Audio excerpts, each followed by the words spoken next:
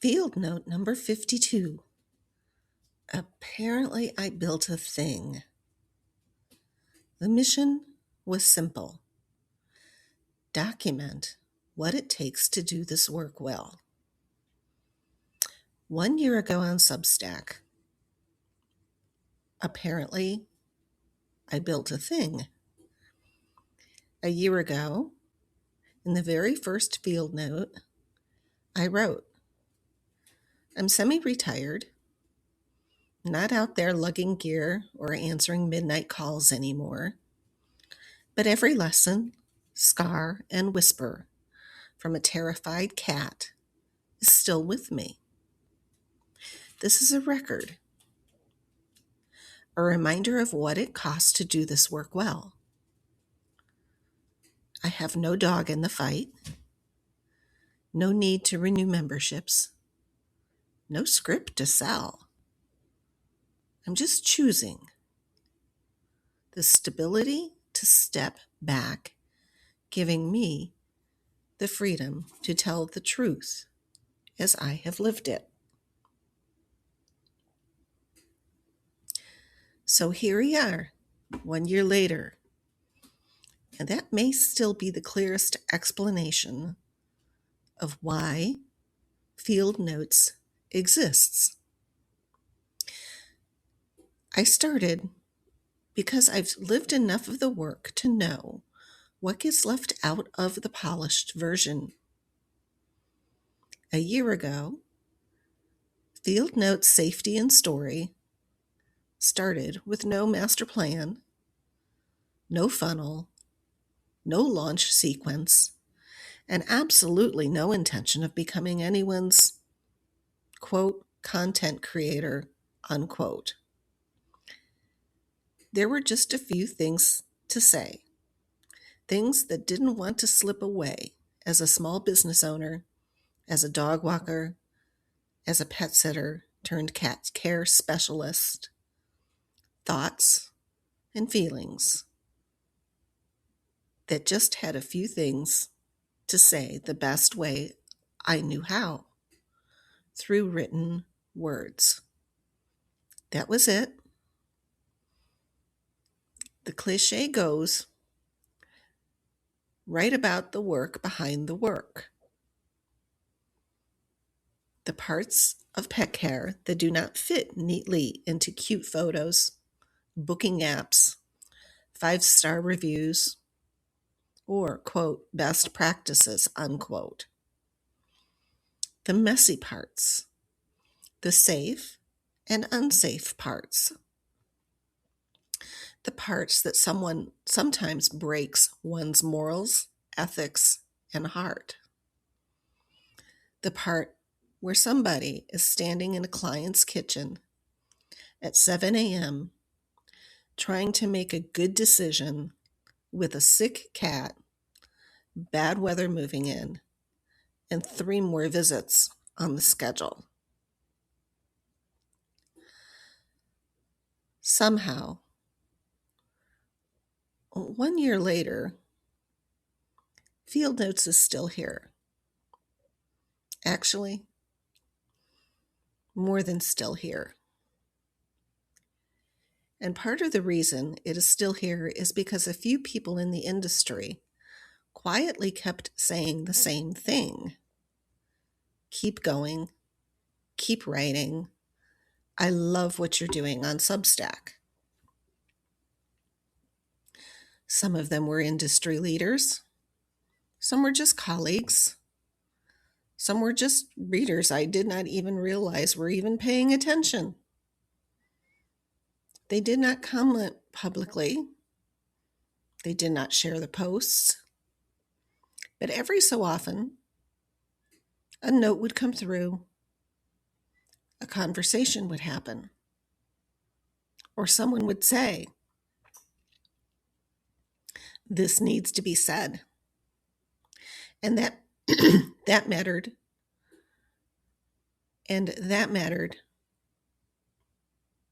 Or oddly, a theme I had been working through would get reframed and elevated without reference or even without acknowledgement. Because when you're writing into what sometimes feels like the void, especially about safety, responsibility, risk, and the unglamorous parts of professional pet care, encouragement counts. It does not mean everyone agrees. It just means somebody sees the value of continuing or even challenging the traditional thinking. So the weekly writing continued. We tackled different difficult topics together and even poked the chuckle bone every once in a while. This thing called Substack has grown into a weekly newsletter, a podcast, safety briefings, regulatory notes, industry conversations, conference material, and apparently a small international readership that includes places I had to look up on a map. And yeah, the numbers are still kind of funny to me. Only 47 followers, and yet thousands of readers across 5 countries, and more than 1,000 downloads on a less than 10-minute weekly podcast that only started in March 20 of 26. By internet standards, those numbers may not impress the algorithm, but then this isn't for the algorithm or Facebook or Instagram or TikTok. It started as one old, experienced professional pet sitter writing about the hidden life of an overlooked career. But by the legacy standards, by is anybody actually listening? By can one voice start to shift a conversation standards? Those numbers are more than enough. And Palau, I'm still looking at you. LOL. And the funny thing is, the core idea has not changed. Pet care is work. Real work. People with real skills bearing real risks. The people doing it deserve more than just vibes, hustle slogans, and just use common sense advice. As the pet sitting industry continues to grow, mature, and yes, become more professional, it deserves the language, systems, and training that respects the reality of the job. They deserve someone willing to say, no, the cell phone is not a safety system. No, we've always done it that way is not a safety policy. No, a scratch, a fall, a bite, a heat event, a medication error is a near miss, not just part of the job. And that seems to be where Field Notes has settled. Not as a place of perfection, not as a place of pretending I have all the answers, but as a place to document what I've seen, what I have learned, and what I know from pet sitting, from cats to dogs, from safety work, aging, grief, stubbornness, and from standing in the gap long enough to know when something is missing. And something has been missing in this industry.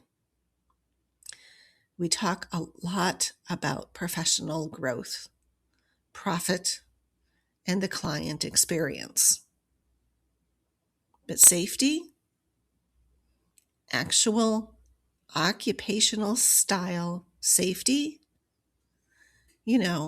the kind with real accountability, hazard recognition, documentation,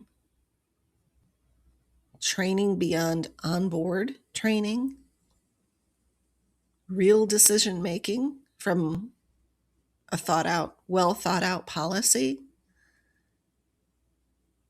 and employer responsibility.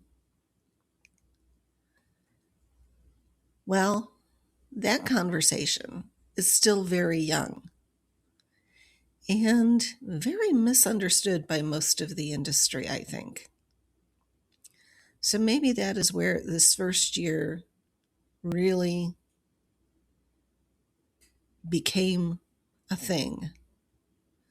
A year where an old career finally landed and got mashed into a voice of standing in the gap for pet care professionals. A marker, a place where I started putting stakes in the ground. Pet sitters are not hobbyists when the work goes wrong. Dog walkers are not just walking dogs when they are alone, in public, in weather, with animals. Keys, traffic, medications, clients, and time pressure. And cat sitters are not just feeding the cats when they are monitoring chronic illnesses, giving insulin, noticing subtle decline, managing access, and deciding when something has crossed the line from normal to emergency. A year in, I am grateful for every reader, listener, quiet lurker, email opener, podcast downloader, and the person who said, I've never thought about it this way. That's enough. Actually, it's more than enough. Because 1 year ago, I thought I was just writing a few field notes, sharing with any reader who would listen what it really costs to do this work well. Turns out, we may have been building something, the beginning of a different kind of a safety conversation this industry has needed for a very long time.